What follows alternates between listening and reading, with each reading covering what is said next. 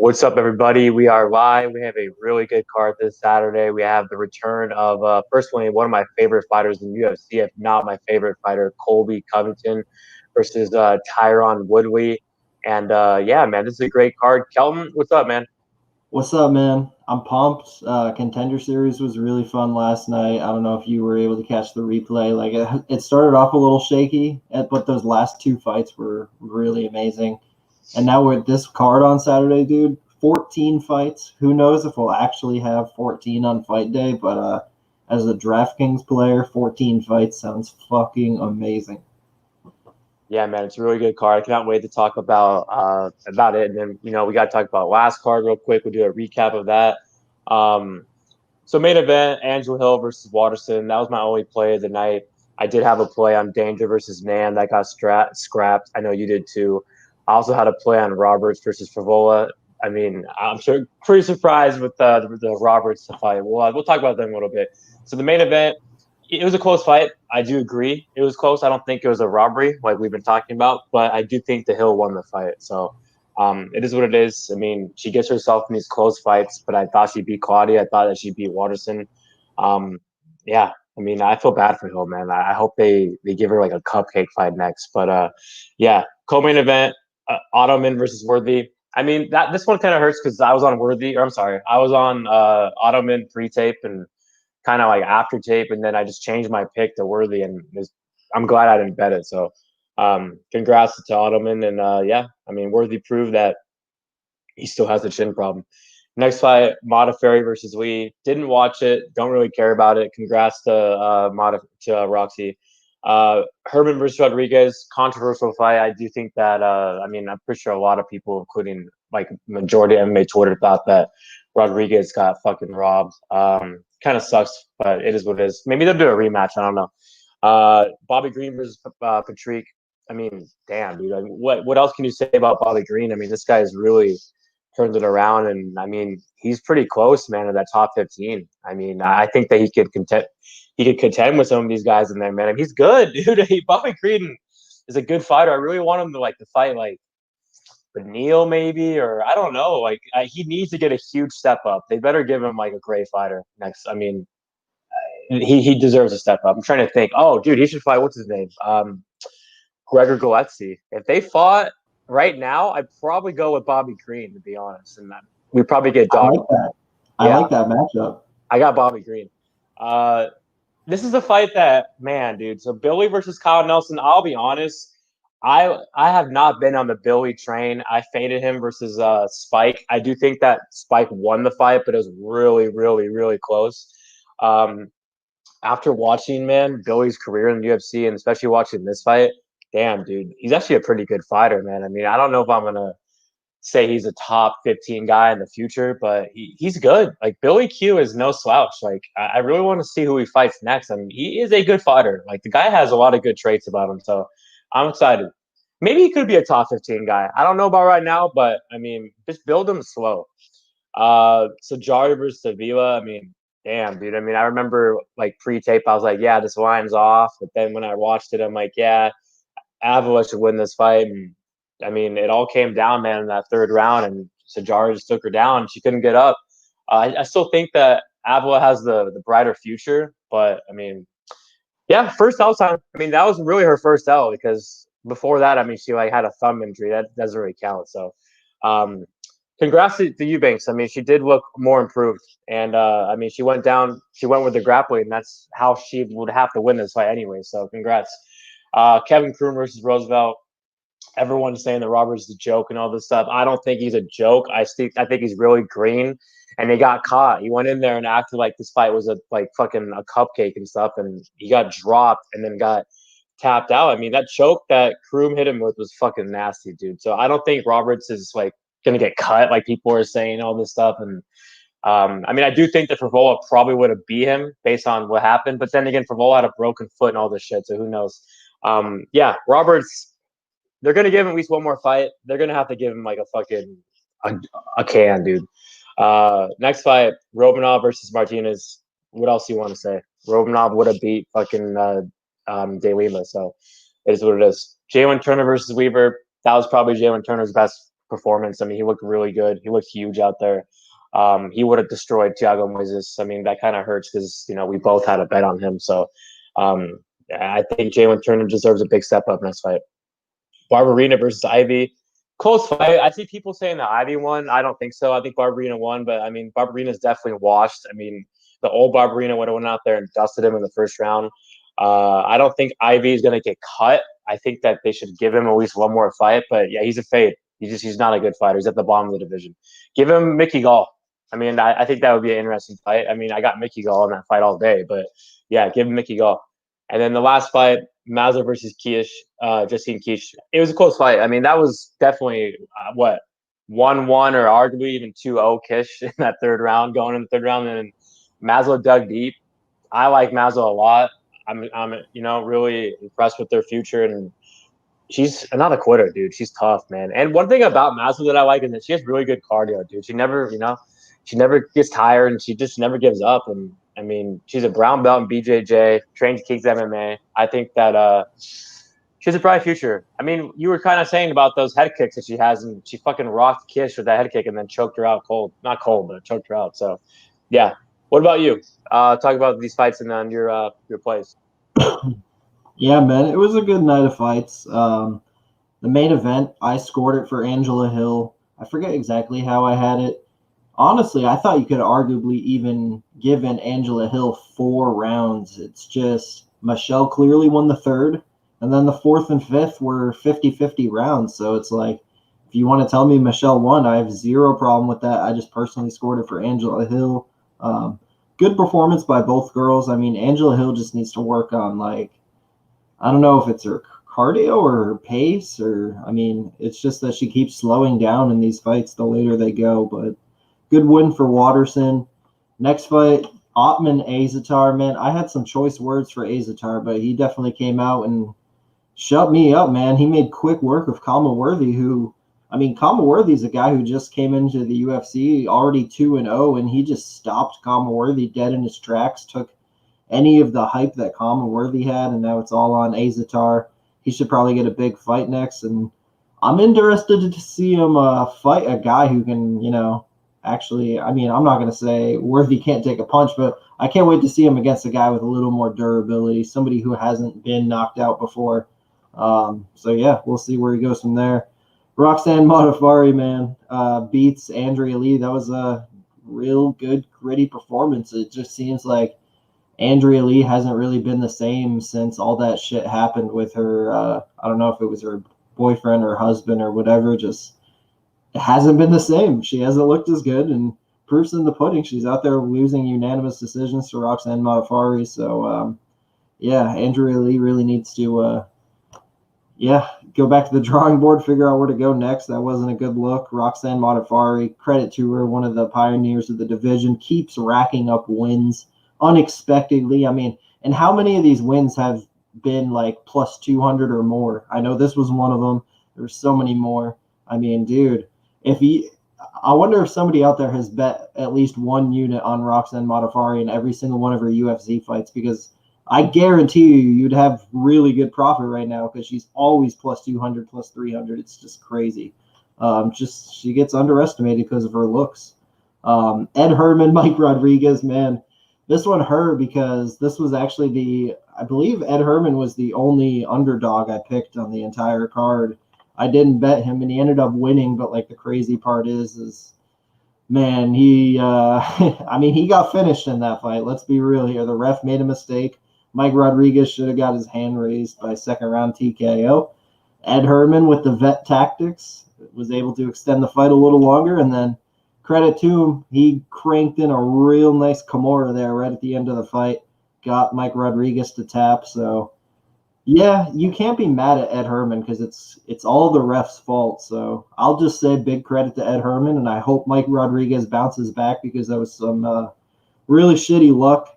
Bobby Green fight completely fucking dominated Alan the Jobber Patrick. I mean, that was a horrible performance, and I had a hunch, man. Before watching tape, I'm like, this guy, I mean, he was never really that great in the first place. He's a one-trick pony. He's coming off a long layoff. he's coming back here off a really devastating knockout over Scott Holtzman. Bobby Green's going to run through this guy, but then like watching the tape and seeing Olan Patrick do his thing, like he is a one-trick pony, but he is a good wrestler, and I was just worried he was going to be able to hold down Bobby Green for 2 rounds, and fuck, man, Bobby Green beat him at his own game. Amazing performance, like Justin said. He deserves a big step up, so yeah, props to Bobby Green. Billy Q knocked out Kyle Nelson. That was a great performance. I mean, the fight pretty much went how we expected. Like, Kyle landed some nice strikes early, but props to Billy. He was able to eat any shot, and he actually looked a lot better in the first round than I thought he would, because, like, I've seen him be a real slow starter in the past, and he started off strong here, man.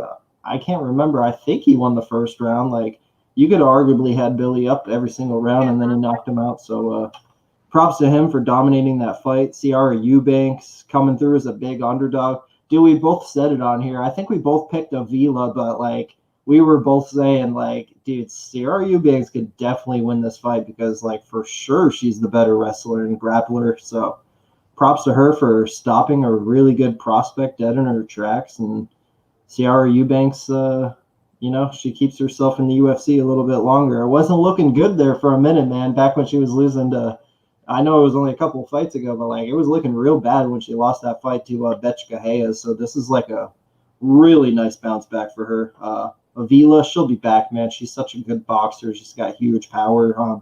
She works on some things. She's still a problem. Kevin Kroom, definitely the upset of the night. I mean, Roosevelt Roberts, like, he's a really confident guy, but like it just seems like he's too relaxed in there, because I just feel like he's out aggressioned, if that's the way to put it. Like, I don't know. I just feel like these guys come in here.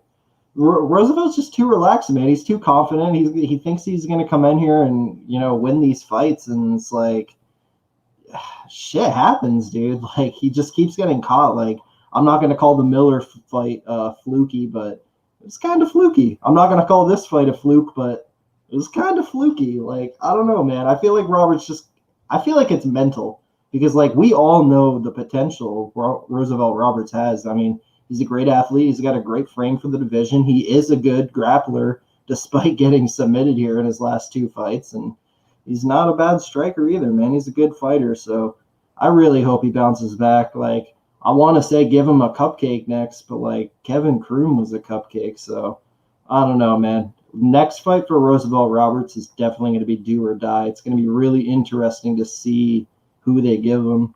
My boy Alexander Romanov. This was definitely the highlight of my night. Cashed a bet here. My only bet of the night was a parlay. He was in it.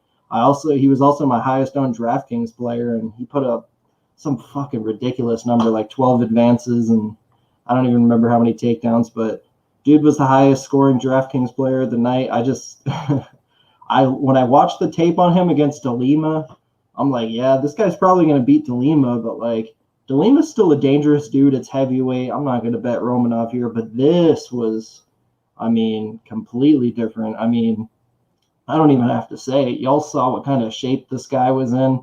I just knew this machine and Romanov was going to, handle this guy, and that's exactly what he did. Props to him, and let's see what he does against a real opponent next. Jaylen Turner, he was the other half of that parlay, so cashed on Romanov. Turner just, I mean, he turned up on Brock Weaver, dude, and I was a little worried because in that second round, it looked like Jaylen was slowing down a little bit, and then all of a sudden he got his second win. He started putting some combos together, and damn, he fucked Brock Weaver up. I think the ref was Herb Dean. He completely robbed Jaylen Turner of his walk-off knockout because, I mean, let's be honest, like, did you see Brock Weaver's face? He was completely out of it. The fight should have been stopped at that point.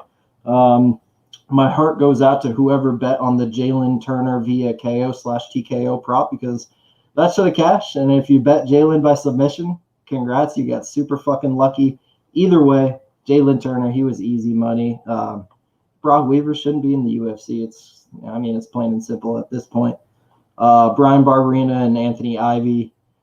Not much to say here, man. I feel like Barberena is like kind of slowly falling off, and he was fighting a guy here who arguably shouldn't even be in the UFC. Like this dude, Anthony Ivy. I mean, the best thing I saw from him on tape is his grappling. But I mean, he hasn't got a chance to show it yet because like he just does not have it on the feet. He hates to be hit. He's chinny. Oh man, I want to say some things, but I don't want to be super disrespectful. All I'll say is good win for Barberena.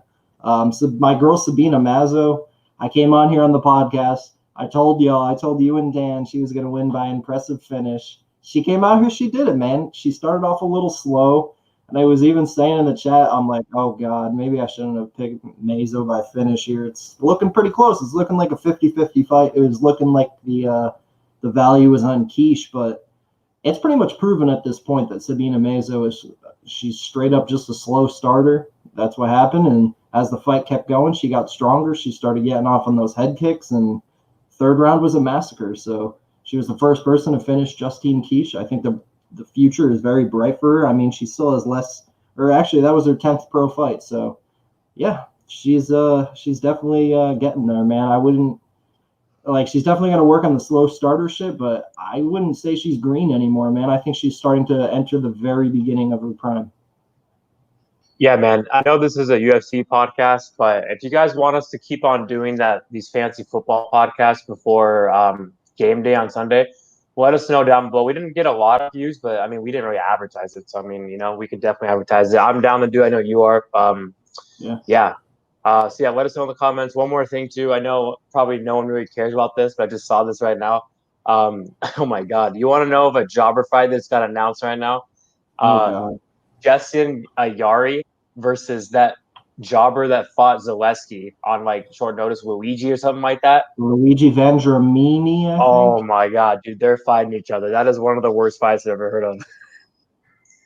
That's a bad fight, man. I mean, from what I remember, I don't think the Luigi guy's not all that bad. So that might be a good match. I think he took Zaleski down or something like that, but Zaleski killed him, bro. I think he took Zaleski's back, bro. He did. I don't know. That fight, Ayari's dog shit, and I don't know, man. That's a bad fight. Also, I think Michael Chandler might be fighting Ferguson. I don't know if it's official, but people are talking about that. That's interesting. I think Chandler's gonna get fucked if they fight. I got Ferguson in that one.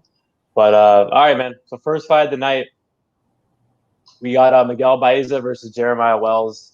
I mean, not much you can say about this fight with Wells. He's making his debut. The tape that I've seen, not really that impressed. I mean, I think Baeza was going to go out there and smoke Mickey Gall. I mean, and I don't think Mickey Gall is like a jobber or anything, but I do think that Baeza is a pretty good talent. Carmel Thunder trains at MMA Masters. I mean, Nico Price is literally one of his main training partners, and the fact that both of them are training together, it's only going to help both of them. I just think that Miguel's the better fighter wherever the fight goes. I mean, I think he's a black belt too. And we haven't even really seen his ground game, man, because the striking's so good. His last performance against Matt Brown was a really good one because he got hurt, man. He got hurt in that fight bad, and he dug deep and knocked Matt Brown out. I mean, that finishing sequence was scary. I think the kid is a good prospect, and I'm really excited for his future. I got Miguel Baeza by first round finish. Yeah, full disclosure, I've actually not gotten to watch any tape on Jeremiah Wells. I did a majority of my tape study yesterday morning, and I believe the fight was announced last night, so I don't even know this fight was happening, but one thing I'll say is I think Miguel Baeza he's a really good prospect. This will be his 10th pro fight. I know he's a long amateur background as well. I'm glad Justin said that Matt Brown win was good because, there's some people that be like, oh, it was Matt Brown off like a long layoff. He's so old, but like Matt Brown's a bad motherfucker. That's a good win, man, to come on there, have a war with Matt Brown, overcome adversity, and finish him early in the second round. I mean, it was basically 5 minutes was all it took for the kid with less than 10 pro fights to come out there and beat, let's be honest, a legend in Matt Brown. So that's a great win. I think Jeremiah Wells, I'll have to watch the tape on him. Maybe he's a little better than I suspect, but you got to think this is going to be a tough one for him, man. So pre-tape pick, I'll go with Miguel Baeza. I'll say he wins a decision in this one. Yeah, so next fight, we got Tyson Nam versus Jerome Rivera. Who you got in this one? Oh man, I actually have a bet here. So I have two bets so far for this card, and it's going to be an early sweat for me early on Saturday, man. I mean, Tyson Nam, Jerome Rivera, this fight was actually like just booked a few days ago. This fight wasn't supposed to even happen like as of this time last week. Now it is. If you don't know Jerome Rivera, who's actually on this season of Contender Series, he fought Luis. Damn, I forgot the guy's nickname, but it's funny. Luis Rodriguez, and it was a good fight. It was a really close fight, but honestly, man, I didn't even think Jerome Rivera won that fight. I thought Luis Rodriguez won that fight. Jerome Rivera just like, I don't know, he's big for the division, just like Nam is. I think he does have a decently high ceiling. I'm going to be honest. I thought his striking looked a lot better on tape than it did in his Contender Series fight, but that might just be credit to Luis Rodriguez. I think that guy's really good, and that guy should be in the UFC. But bottom line here, man, is Tyson Nam is so experienced. He's beaten some really good guys. He's arguably the hardest hitter in the division. It's funny because me and you, we bet on Tyson Nam in his, the fight that was supposed to happen last week against Matt Schnell. And, me and you both acknowledged he has huge power, and the worry here is knockout because Schnell's chinny. We just thought Matt Schnell far and away was the better fighter, and we were getting him at dog money now.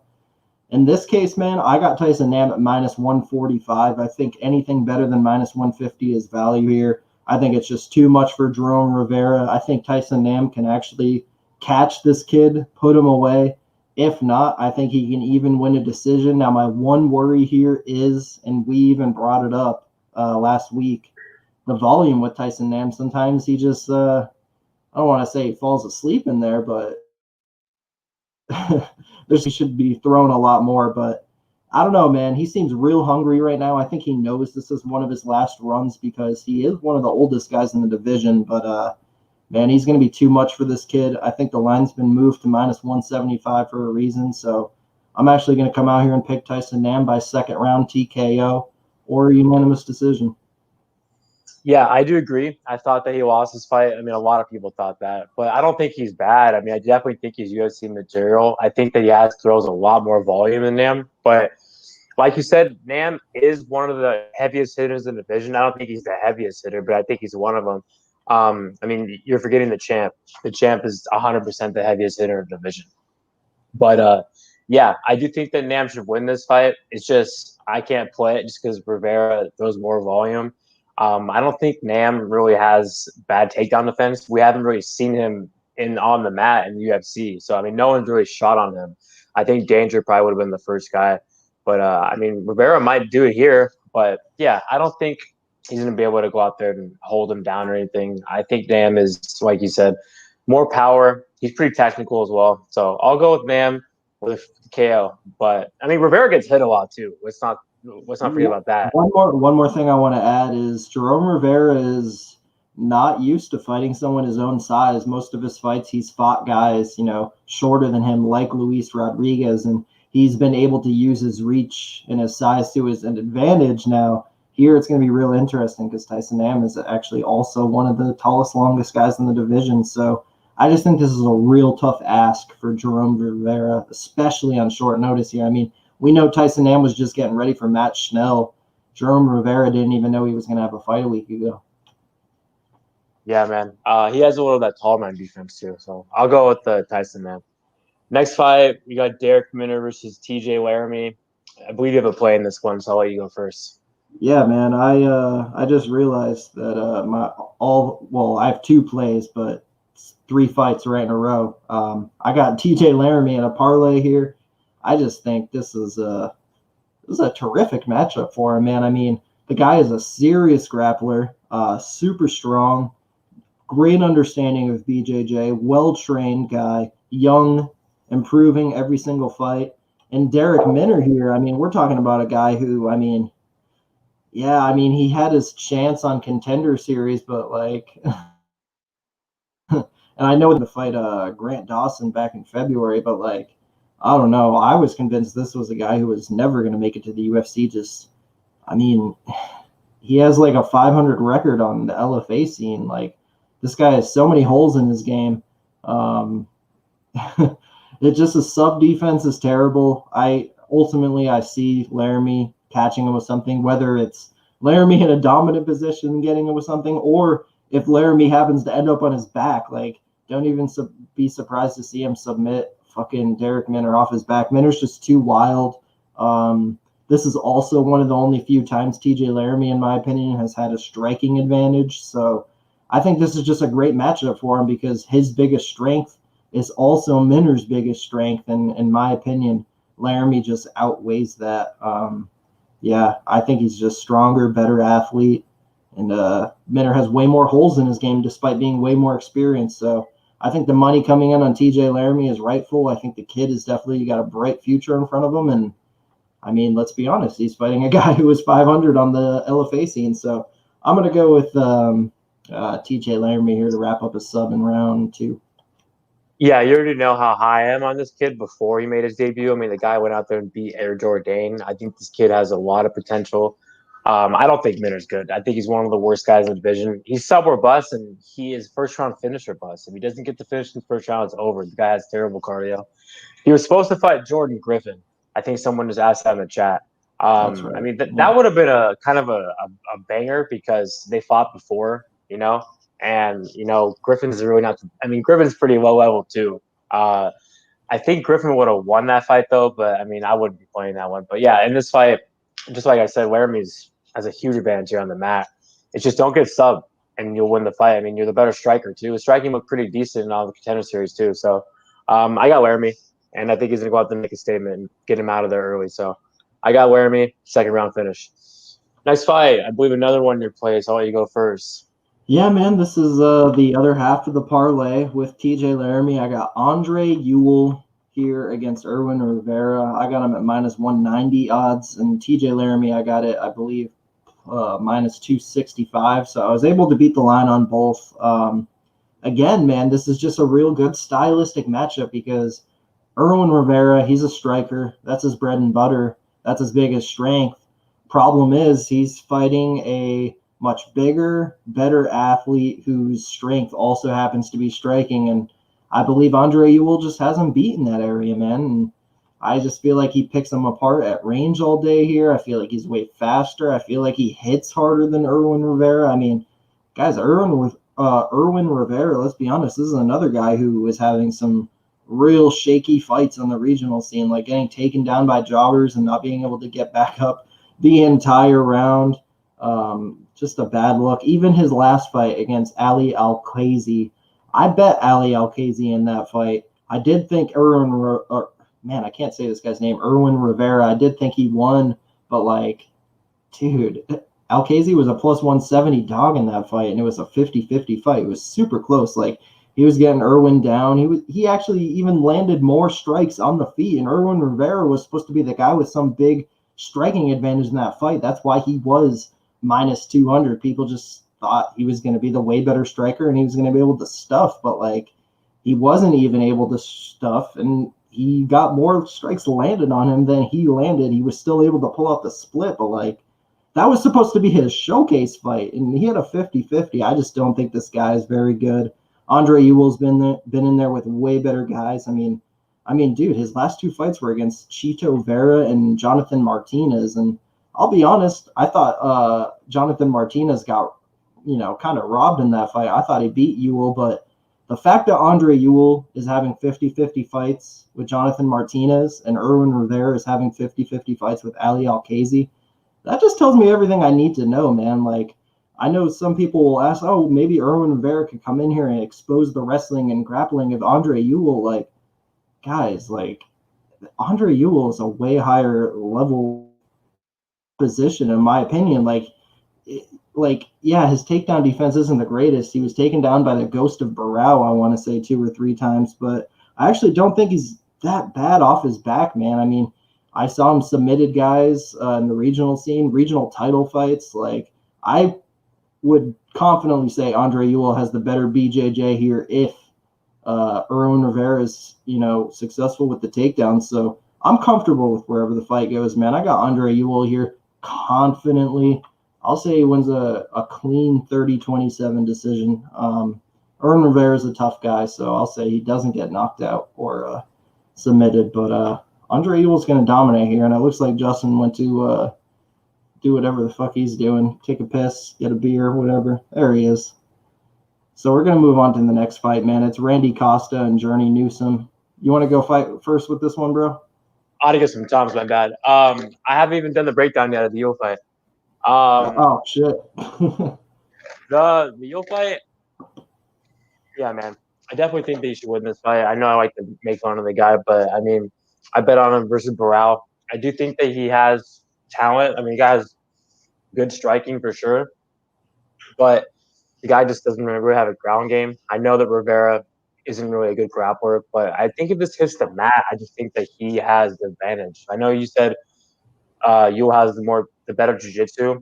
I just think personally Rivera has the better ground game. I think he has to get him down to win this fight because on the feet, Ewell is definitely the better striker. He's a lot bigger than him. But Rivera's tough, man. He really is. He has good pressure and he has good, body kicks and stuff. So it wouldn't surprise me if he won this fight, but I think Ewell should definitely win this fight. But I'm not gonna be playing it. So next fight we got Randy Costa versus Journey Newson. So this is the first time that I have not had a bet. I have no bets in this card so far. I'm gonna wait it out. I'll probably wait till maybe tomorrow or Friday. But this is the fight that I will be betting 100% sure. I think Randy Costa is going to go out there and knock out Journey Newson in the first round. I think he's going to make a huge statement here. I know the kid's green. I know he's super wild, but I like him. I think he has a lot of potential. He's a really big bantamweight, probably one of the biggest guys in the roster. He has a 6-inch reach advantage here. It might be, 6 or 6.5. I just think he styles on Newson. I think his boxing's so much better. I know Newson has a boxing background, but you watch the tape, dude. Costa's way better on the feet. Really good right hand. He really picks guys apart. He's long. I just think personally he's going to pick apart Jerry Newson, man, at range and get him out of there, man. Newson, I'm not really impressed with the guy. I know he looked decent against Ricardo Ramos, but Ricardo Ramos, I mean, I'm not going to say he's a fraud, but I mean, he's decent. And then he goes out there and knocks out Fraudarte. I don't think Fraudarte is good at all. I know, Costa really hasn't beat anyone as well. I mean, he knocked out Salmon. And then he had that fight with Brandon Davis, which he went out there and won the first round. It's kind of just gassed. I mean, it was first L time. I know the kid's green. I know he's a first round finisher because all Costa's wins are by finish. But personally, like I just said, I just think he's way more better. He's way more technical and the better striker, has more tools in the feet.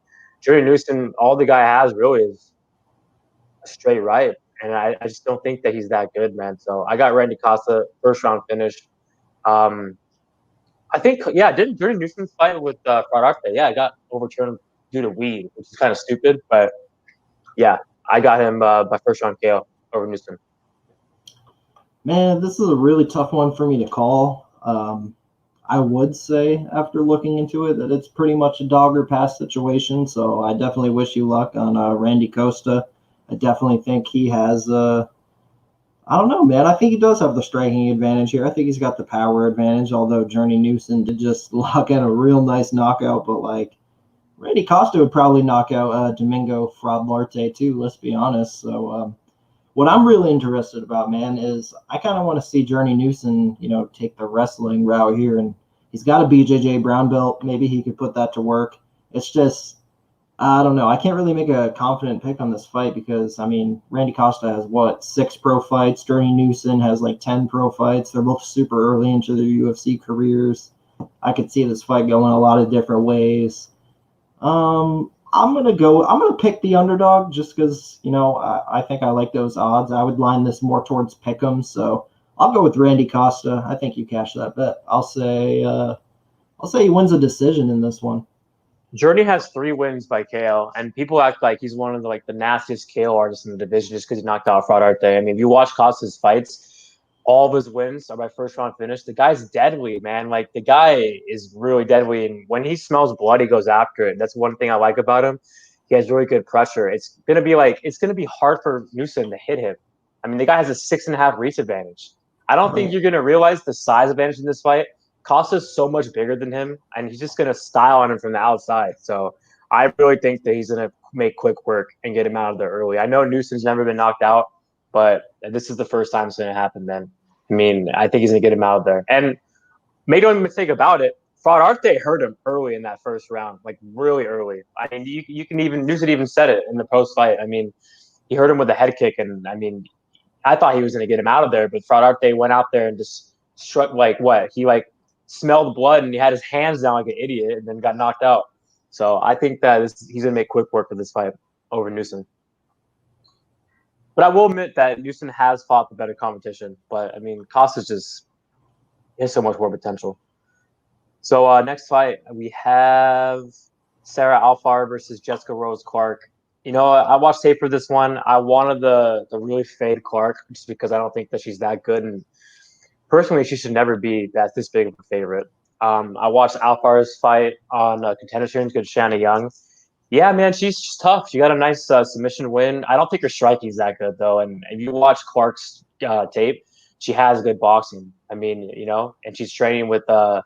I think she moved over to I forget what the guy's name is, but he's a pretty good coach. I think he was Henry Cejudo's like coach on when Henry Cejudo was on The Ultimate Fighter. I forget what it's called. I think it's like this guy CSW. I don't know. I'm not really sure, but all I know is the guy's a good boxing coach, and Clark's striking is definitely her best asset. She did not look good against Panny, but I mean, then again, Panny is a pretty technical striker. I think Alpar has to go out there and take her down. I mean, she has grappling, but I mean, she's kind of slow, and I mean, Shauna Young kind of took her down too. I don't think Clark can take her down. I think that this is a striker versus grappler matchup, and I just got the better striker. I think that Clark's faster. I think Clark needs this fight. If she loses, she's gonna get cut. But I do think that Alpar has a chance. I mean, Alpar is the dog in this fight, and I mean, she has a grappling advantage, and she's a tough chick, dude. I just can't pick her, man, because I think Clark's the better striker. But it's really hard trusting Clark these days. She has not been looking good. So I will go with Jessica Rose Clark by split decision, but I'm not confident at all.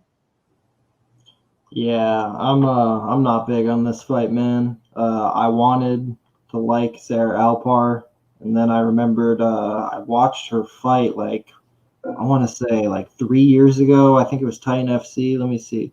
It's Titan FC against Karina Dam, and if you know who Karina Dam is, she's a girl who's been around in women's MMA for a really long time. She's like 40 years old now, and if you look at her record, her last 6 fights, she's 1-5 in her last 6 fights, with her one lone win being against Sarah Alpar. I remember watching that fight and thinking, Jesus Christ, well, I mean, this younger girl that they're trying to build up here can't even beat this, old, washed fighter. And then here she is. She made it to the UFC a few years later against Jessica Rose Clark, who, hey, let's be honest, man. Jessica Rose Clark she's pretty bad. So this might be a winnable fight for Sarah Alpar. I would say at the plus 185 odds that it currently sits at, it's definitely Alpar or pass, but I got to go with Jessica Rose Clark here, man. I just think she's probably going to be able to keep this fight on the feet for the majority of probably the better striker. So I'll go with her via a 29-28 decision. But the last thing you want to do in the world is play her at minus 225 or even spend the $9,000, whatever it is, on her in DraftKings. Fuck that. Yeah.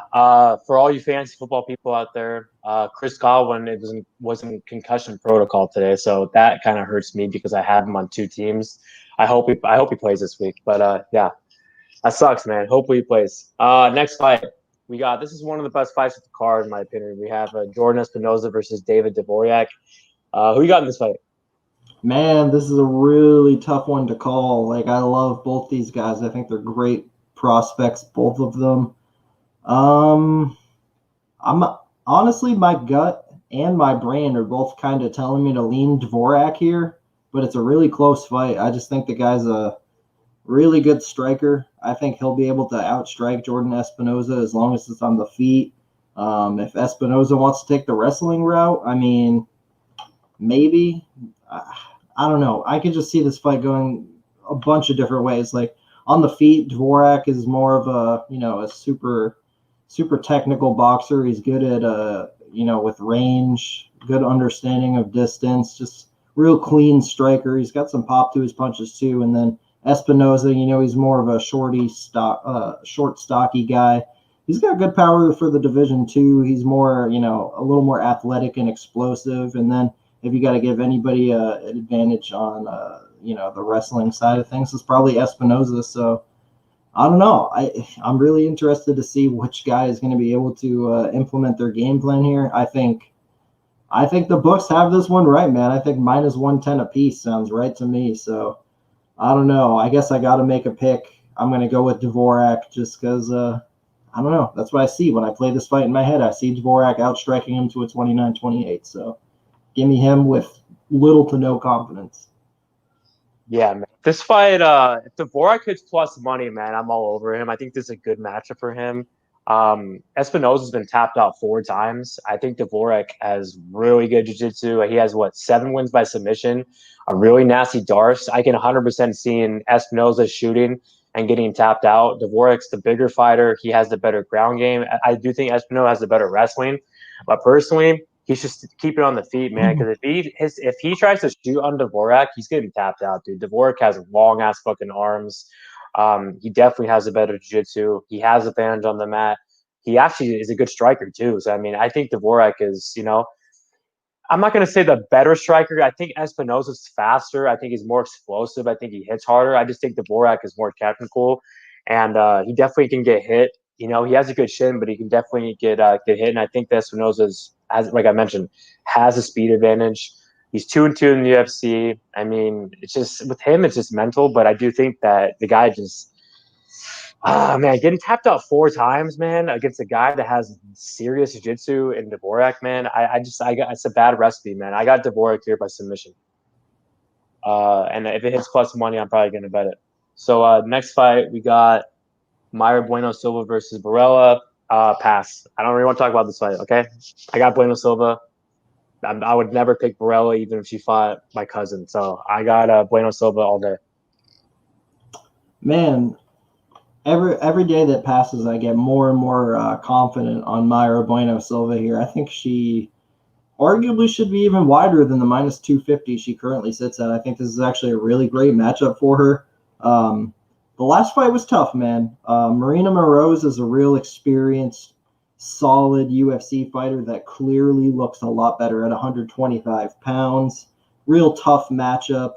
I mean, Borella's not going to come in here and do that. She's not going to outstrike Mayra Bueno Silva. Mayra Bueno Silva's hands actually did not look that bad against Marina Moroz. Bueno Silva's not a bad fighter at all. I think that was just like first UFC L time. Like Marina Moroz is a girl who's improving. This is a big old step down. I think Borella gets outstruck if this stays standing. And if Borella wants to go for a takedown, man, I don't think that's a good idea. I think she's going to get submitted down there, honestly. Bueno Silva's got really good jiu-jitsu. I mean, what happened when Jillian Robertson took down Mayra Bueno Silva? Jillian Robertson got submitted. And, I mean, Jillian Robertson's a really good grappler. So, I mean, Bueno Silva's no slouch. I like her wherever this fight goes. I wish I was more confident that she would get go big on her in DraftKings because, like, she would be a huge – contrarian play. Nobody's going to want to pay the big juice for Mayra Bueno Silva. But, man, if y'all want to parlay her at minus 250, I don't even hate that at all. I think this is a really good matchup for her. So I'll say she actually submits Borella here. I'll go with 3rd round submission, rear naked choke. Next fight, Kevin Holland versus Darren the Dentist Stewart. I know that we have different feelings about this fight. Personally, I don't make parlays. I haven't done it in a long time, but if I make one this card, it's going to be on him and someone else later. I don't see how he loses this fight. I think that he is arguably one of the best prospects in the division. I think that he's going to be a top 15 guy. I think that he could go farther at welterweight, but I definitely think he can make the top 10 at middleweight. I mean, this guy's he's something else, dude. I know he fucks around a lot, but when he's serious, dude, like his last couple fights, the guy's a problem. I think that he can pick apart Darren Stewart. I think that he has advantage on the mat. People are saying that he has to take this fight down to the mat, which I do not agree with at all. I think that he's a better striker. I just think Darren Stewart hits like a truck and has good striking as well. But Kevin Holland can 100% pick him apart in the feet and actually even get him out of there, man. People are saying that Darren's gonna tap him out, knock him out. I think Kevin Holland's the better fighter wherever it goes. I got Kevin Holland making a statement here and knocking out Darren Stewart, man, in the first round. I think he's gonna rock him, man, and get him out of there. So I got Kevin Holland first round TKO. Man, I've been real big on Holland lately. I've been picking him in every single one of his fights. I've made bets on him. I've gone huge on him in DraftKings. And, hey, I'm even going to pick him here and play a lot of DraftKings on him in here. It's just, I actually kind of think Darren Stewart at plus 200 or better might actually be live here. I think, man, Darren Stewart's a real fucking experienced guy, man. And he hits super hard. He's got good boxing. I just feel like if Kevin Holland doesn't come in here wrestle heavy, he's going to give Darren Stewart opportunities to hit him real fucking hard on the feet. Now, I think if this fight goes 15 minutes, Kevin Holland will probably end up landing the more volume, especially the later the fight goes on. And I'd probably even lean Holland by decision. I don't know, man. Something in my gut is telling me Darren Stewart is going to come out here and land the perfect shot on Kevin Holland, and Kevin Holland will finally move down to 170 pounds like he's been talking about for a while. So this could be an upset spot in my opinion. But, I mean, based on how he's been looking, I'm going to go with Kevin Holland here. I'm going to say he does come in here disciplined and comes in wrestle heavy and gets Darren Stewart down. And I'll say he submits him with a rear naked choke. It's just, there's better spots that I'd rather pay minus 250 on than Holland here, in my opinion. Next fight, Random Markos versus Mackenzie Dern. Who you got in this one? This is a fucking interesting one, man. I think it's interesting because a lot of money has come in on Random Markos. Mackenzie Dern, I want to say, what'd she open up at? Dang, dude. She opened up at minus 330 on Bet Online. So what'd that put Markos at? She opened at plus 250? Man, 270. If any of y'all got some huge dog odds on Random Markos, big time props to you. And I'll be honest, even at the plus 145 to plus 150 range, I think there's value on Random Markos, man. This is going to be a tough matchup for Mackenzie Dern. The fight, Mackenzie's last fight was the Hannah Cyphers one. I bet Mackenzie Dern in that fight, and even though she was able to win that shit in 2-3 minutes, I'm not gonna lie, I was sweating because it looked like Mackenzie Dern had no idea how to take down Hannah Cyphers. And if you have no idea how to take down one of the smallest and, let's be honest, least skilled girls in the division, come on, let's be honest. Mackenzie Dern didn't win that fight. Hannah Cyphers completely fucking blew that shit. Now you're telling me Mackenzie Dern has to come in here and take down Random Markos, who Random Markos is a real solid wrestler, man. I mean, she's got that Iranian blood in her. She's got that wrestling blood in her. Look at the tape. Look at the stats. The girl is a good wrestler. My brain is screaming at me here that Mackenzie Dern is just not going to be able to take her down, and we're going to be looking at a 15-minute striking match. And I got to favor Random Markos in a striking match, man. So I'm actually going to come out here and pick the underdog, Random Markos, to stuff the takedowns, to keep it on the fight. And I think she's got the way more polished boxing here, man. So I'm going to say she wins at least 2 rounds via striking. Now, one thing I'll say about Mackenzie Dern, her striking's not all there yet, but the girl has natural power. If she comes out here and hits Random Markos with something huge and drops her and is able to get her on the mat that way, I think that's possible too. I mean, there's a lot of things that worry about me. I mean, I would like a little bit better of a line. I kind of want plus 160, plus 170, but we're going to see where this line goes. Random Markos for me, live dog. I might bet her. Let's see what happens. Yeah, this is a weird fight, man. I do think that Markos definitely has the better cardio. I think that she's a tough chick. She's went out there and won fights that no one thought she was going to win. She beat Cara Esparza, didn't she? Yep. Yeah, I mean, that fight, I don't think anyone thought she was going to win that fight. And then the fight with Rodriguez, I mean, that was the fact that she went to a draw with her, that was impressive. I don't know, man. This is a weird fight. She goes out there and taps out Angela Hill in the first round, all this. Yeah. Obviously, I do think she's the better striker than Dern, but Dern has power. But I mean, Dern obviously is a grappler. I think that she has to get this fight down on the mat. I think Dern can get a sub here, but I mean, I'm not confident at all. So I'll go with Dern. But yeah, I didn't take this fight. I don't really care about it. But if you bet Markos, I hope she wins. Next fight, I think this is, yeah, it is. We got Johnny Walker versus Ryan Spann. This is a fight that, yeah, I'm just waiting on the line to get a little better. But personally, I think this is a really good matchup for Johnny Walker. It's just, it is kind of hard to trust him because Corey Anderson went out there and fucking looked like a world champ against him. But then again, man, I think that was first L time in the UFC.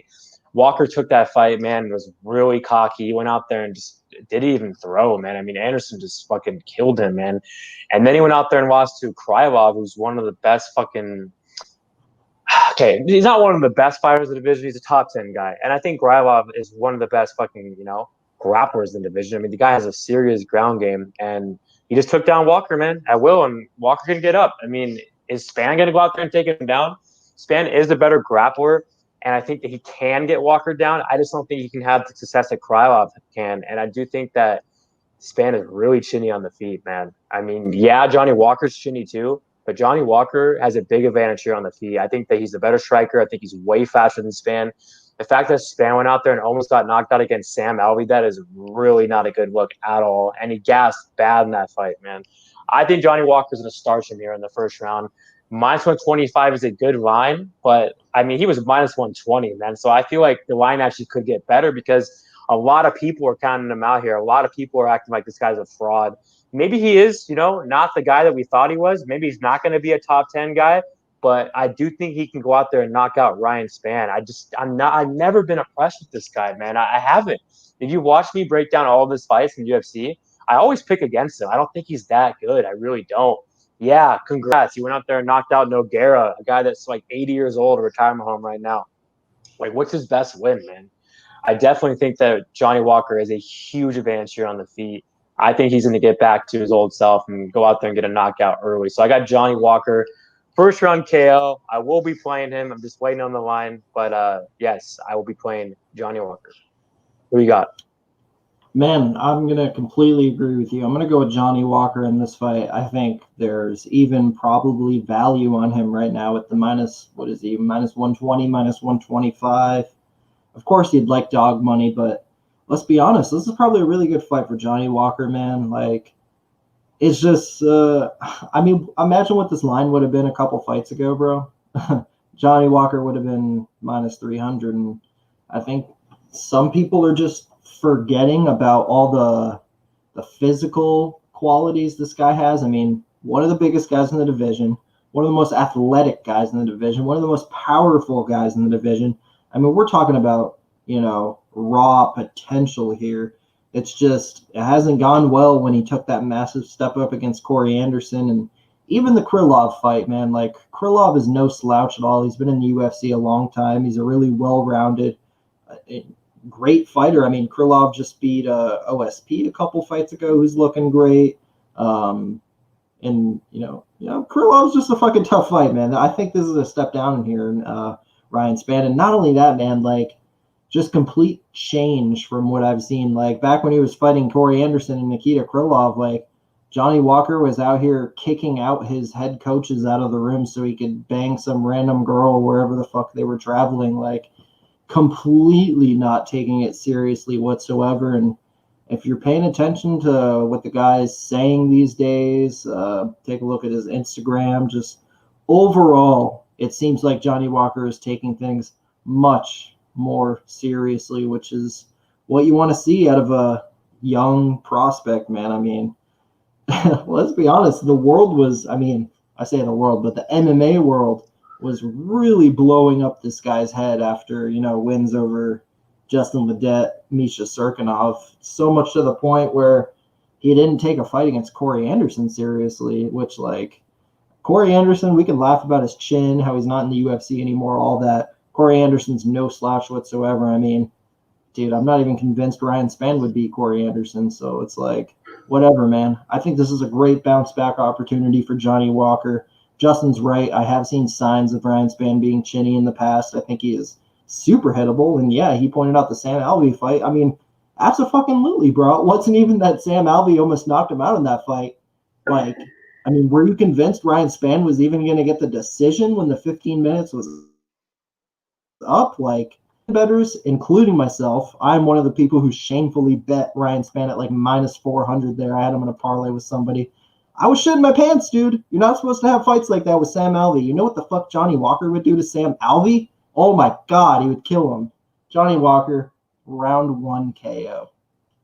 Yeah, Walker's going to come back here, man. This is going to be he's going to make a statement. It's just the speed advantage here is huge, man. Spann's slow, dude. Walker's going to touch him, man.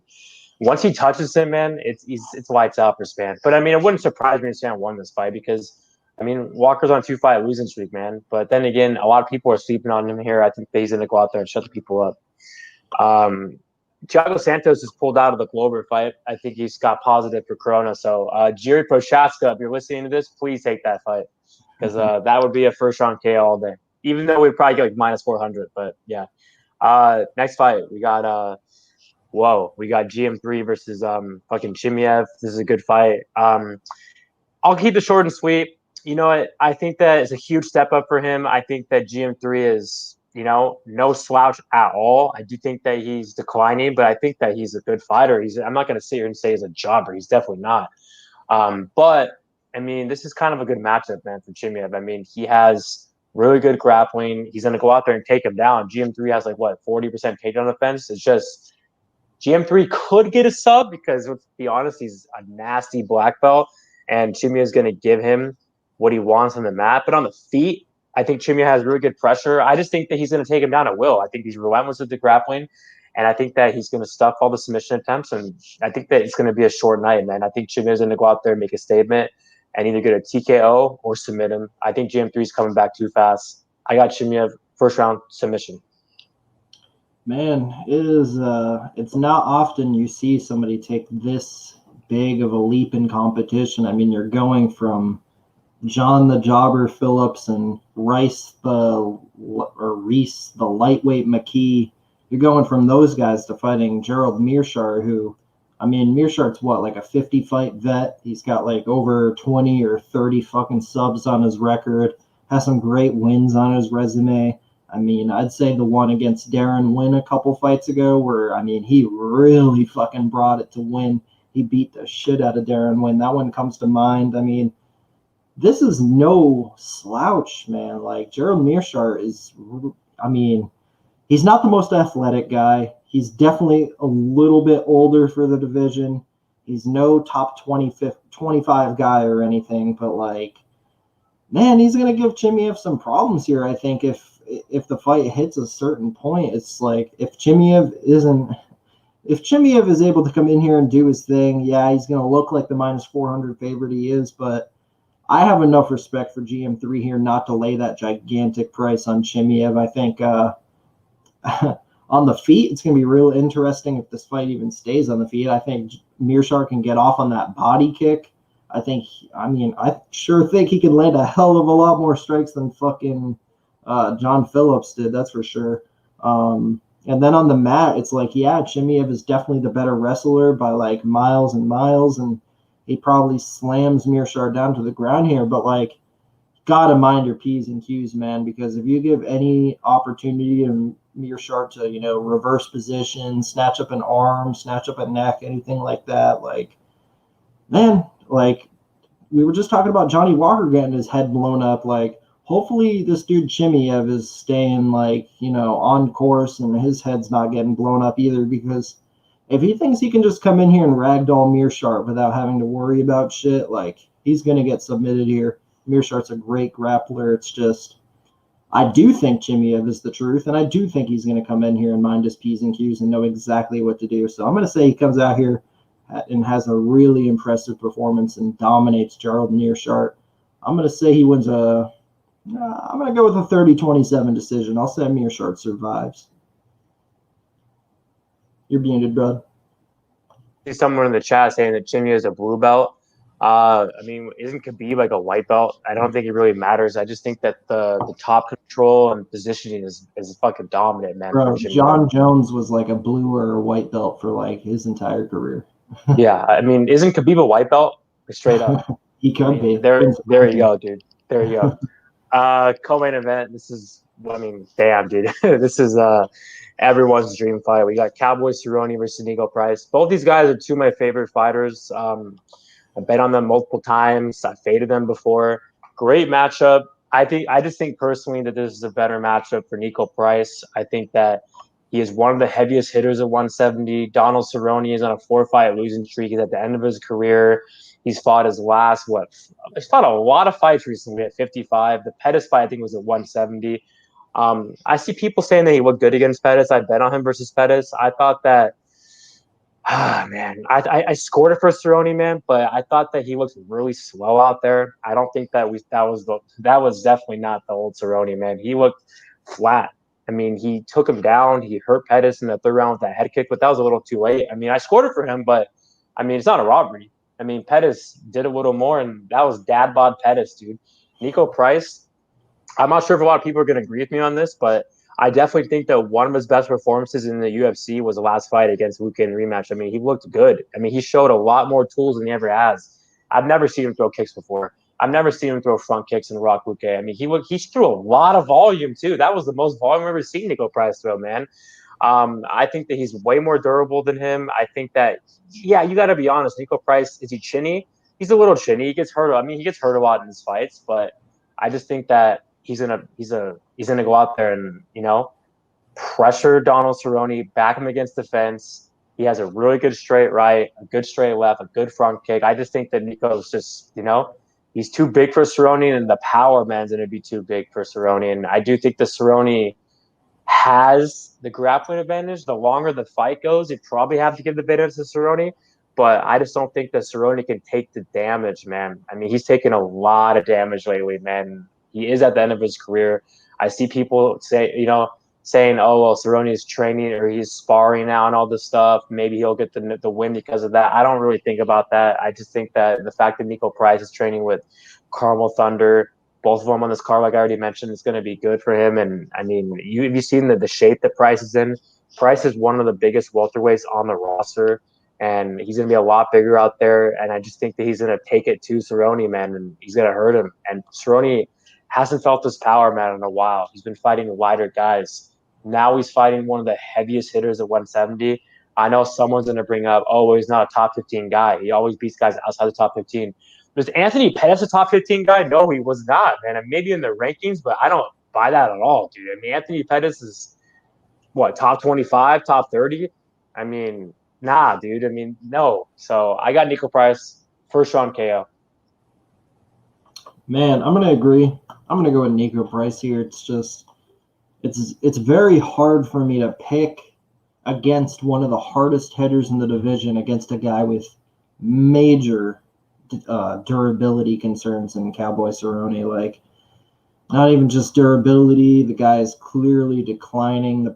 I mean, you fucking nailed the breakdown, bro. Like, he looked slow against Pettis. I mean, he's been losing a lot of fights, man. And I mean, I don't have much of a reason to think he's going to get back on the winning track here unless he just comes out real wrestle heavy real early.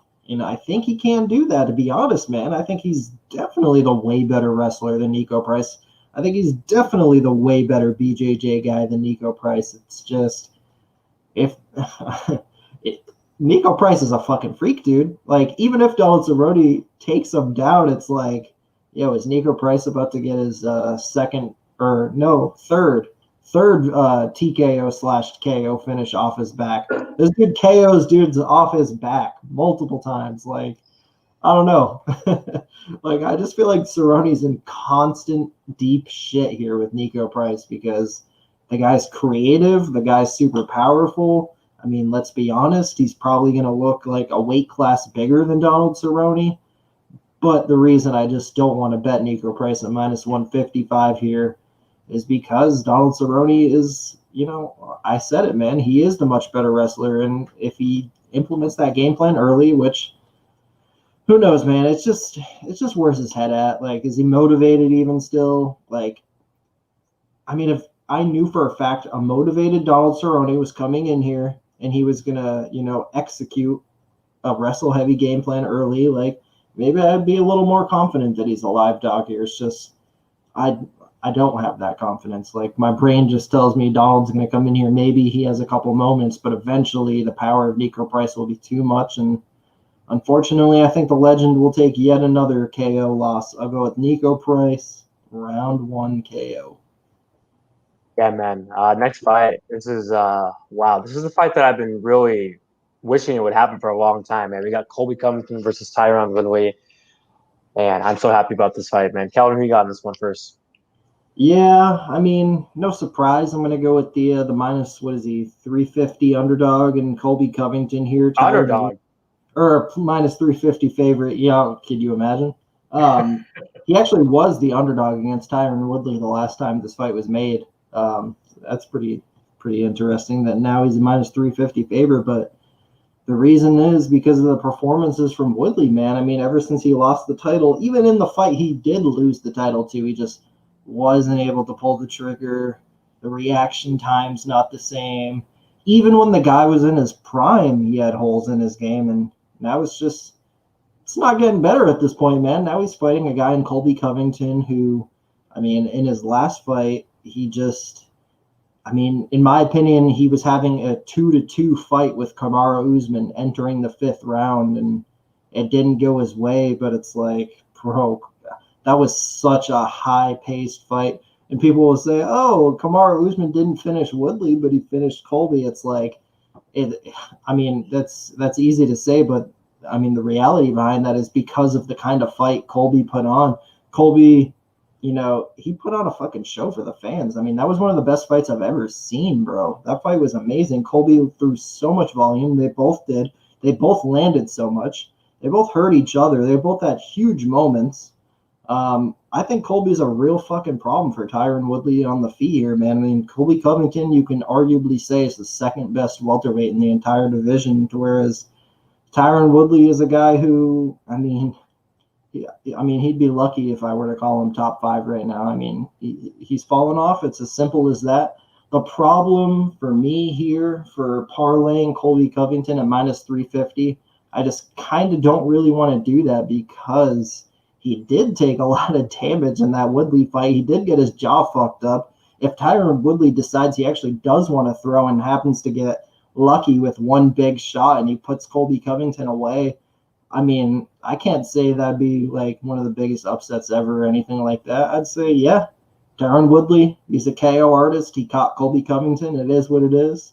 So yeah, I'm not gonna parlay Colby at minus 400 here, but I definitely like him to. I mean, I think he just swarms Tyron Woodley. I actually think he finishes Tyron Woodley. I'm gonna go with I'll say a 4th round TKO. Yeah, man. If I had my parlay, it would be on Holiday. I'm thinking about football. Kevin Holland versus Galladay. Kevin Holland and Colby. I mean, you guys, the whole UFC Bro Picks fan base, everyone that's been watching my videos for a long time, you guys know that Colby's one of my favorite fighters. This is a really bad matchup for Woodley. I don't care what anyone says about this. I personally thought Colby was beating Usman, and then Usman had a couple, all the low blows. I mean, that shit, man, come on, dude. He was faking that shit, dude. If they fought again, I would pick Colby. I think Colby is the best welterweight in the division.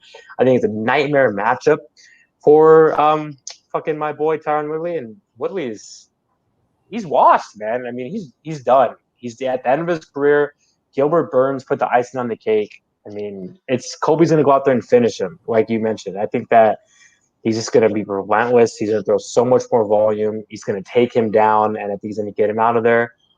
Colby in the distance. Damn, dude, that would be a ballsy-ass play, man. I wonder what he is in the distance. I might have to throw a little bit on that, but yeah. 325. Dude, I mean, just the thing with Colby, he wins so many decisions, but I would not be surprised, man, if you got him out of there, dude. I'm picking Colby by TKO. I want to play Colby really bad. I want his line to get a little better so I can parlay him. But yeah, I got Colby Covington by domination here, and I think he will be the champ in 2021. He's going to dethrone Usman, in my opinion, or he'll dethrone Burns. I mean, let's be honest, the 3 best fighters in the division are Colby, Usman, and Burns. I mean, that's my opinion. I think they're the top three. You agree with that? You're forgetting a little dark horse named Jeff Neal. Ooh, damn, Jeff Neal. I don't know if Jeff Neal can beat those three right now, though. I mean, he's a pretty experienced guy, man. I mean, I don't think he's not ready or anything like that. Nobody wants to fight him right now because everyone knows he's the. I mean, let's be honest, he's probably one of the toughest matchups in the division behind Usman or Colby. So I'd actually say Usman and Colby 1 and 2, and I'd sneak in Jeff Neal at number 3. Actually, you know what, man? I think I do got Neal versus Gilbert Burns. Yeah, you're right. I don't know. It's hard for me to pick against Colby. I don't know if Neal could beat Colby, man. Colby's just a different fucking animal, man. But yeah, Neal will be the champ though, for sure in the future. Man, Hamzat Chimaev could be coming for all of them. Yeah, don't forget about my boy Vicente Luque either. He's gonna go far in the division, man. We'll see about that one. I mean, he'll be like what, top 8? I don't know. We'll see. Well, we'll see if Ponzinibbio ever fucking comes back. I mean, I miss that. Could be in there. I miss him, and Leon Edwards too. We're forgetting about him. Holy shit, such a good division. Yeah, it's a stat. He'll beat Wonderboy if they fight. But yeah, so what a recap. I don't have any plays, but I'm looking at Colby and Holland parlay. I'm looking at Dvorak. I'm looking at Price, and I'm looking at Costa. But yeah, just look at Twitter and my Twitter and stuff, and you'll see who I play. You want to do a recap on your place? Yeah, I have 2 right now. I have a 3-unit parlay on TJ Laramie with Andre Ewell at plus 110. I have 3 units on Tyson Nam at minus 145. And then there's 2 plays I'm currently eyeing pretty hard. That's Johnny Walker and Randa Markos. So one thing I want to say before we go is Will Martin, if you're watching this, well, first off, you dropped Kyler Murray. That was one of the most embarrassing things I've ever seen in my life. And number 2, I smoked your ass in fantasy football. I beat you by like 36 points. You got lucky to even, make that. At one point I was beating you by like 100. So congrats. But I beat you by 36. And one more thing too, I see someone in the chat talking that smack that I'm playing him this week. Spot on picks. I am gonna absolutely dissect you. I have a couple of hiccups though on that team with Le'Veon Bell not playing for a couple of weeks. If Kenny Galladay doesn't play, I'm going to have to probably play Judy against you. But, Judy's going to go out there and probably score like 30 points against you. So, yeah, man, I think you're going to get thrashed. I'm coming for you for heads. I'm 6-1 in my 7 money leagues the first week. I'm coming for heads. So, Cal, you want to say anything? Yeah, fantasy football's fucking fun, man. Let us know if you guys want to see any more of those podcasts. It was I've said it. This is my first year ever doing it. I'm in 3 leagues. I won 2 of them yesterday. Well, yeah, I guess you could say yesterday. Today's Wednesday. It was 2 days ago was the last day. So yeah, going 2-1. I'm pretty happy about that. 2 of my teams are looking amazing, and then the other one is looking pretty shaky, especially now that Michael Thomas is out for a couple weeks. So yeah, hopefully we'll get it back there. But fantasy football's fun, man. So let us know if you guys want more of that.